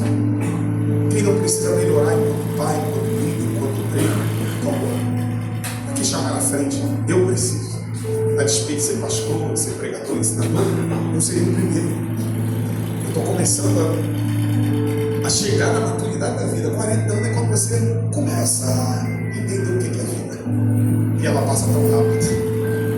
Quando a gente é novo, a gente pensa que já sabe tudo, que a gente tem a força, que a gente resolve tudo. E aí, quando a gente chega nos 40 anos, a gente olha para trás e a gente diz, meu Deus, quanto tempo perdido, quanta besteira feita. Se pudesse voltar atrás com a maturidade que tem hoje, voltaria, mas não tem como. E de 40 para frente, daqui a 20 anos eu estou com 60. Passa tão rápido. A vida é um sonho. E você vai adiar o seu posicionamento? Faça isso. Então, se você deseja, se posicione, curva a sua cabeça e vamos falar com Deus. Fale com o Senhor o que você precisa se posicionar. Fale com o Senhor quais são as resistências, ou melhor, aquilo a que você precisa resistir, quais são as tentações, quais são as ofertas que o maligno está apresentando a você e tem perturbado a tua carne. Coloca diante de Deus as suas reações, as suas ações. Coloca diante de Deus o que você está vivenciando de tão profundo, no tocante a dilemas. E a nossa oração no sentido de que Deus nos ajude, nos socorra, assim como isso ocorreu Davi. Nosso Deus e nosso Pai, nós, Senhor, temos a nossa vida nua, patente, descoberta diante dos teus olhos. Acerca de nós, não há nada em nós que possamos ocultar ou esconder de Ti. Tu conheces as nossas mazelas, as nossas limitações, as nossas imperfeições, aquilo que, Senhor, tem de alguma maneira tentado, Senhor, nos tirar do foco em Ti, nos tirar da Tua presença, nos desviando para alguma direção que o Senhor não tem nos concedido.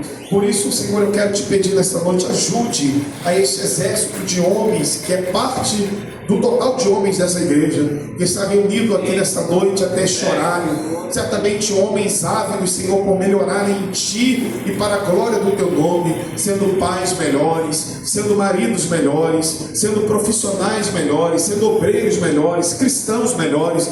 E por isso nós colocamos diante de Ti a nossa vida e pedimos ao Senhor, nos socorre, nos ajuda, para que possamos, quando assim for necessário, fugirmos, Senhor, de ambientes, de pessoas, de situações que porventura tentam embaraçar a nossa vida, ameaçando-nos de morte espiritual, quiçá morte física, ó Senhor, ameaçando o nosso testemunho, ameaçando de ferimento às nossas emoções. Eu quero pedir-te, ó Pai, que o Senhor nos socorra, assim como o Senhor socorreu a Davi, que o Senhor nos dê a ação, reação, para levantarmos e fugirmos desses ambientes, que possamos manter a nossa confiança em Ti, em meio ao caos, Senhor, no qual estamos inseridos, quer socialmente, quer economicamente, mas que a nossa esperança esteja em Ti, de tal maneira que possamos declarar que, se acharmos graça diante do Senhor, nós iremos viver a Tua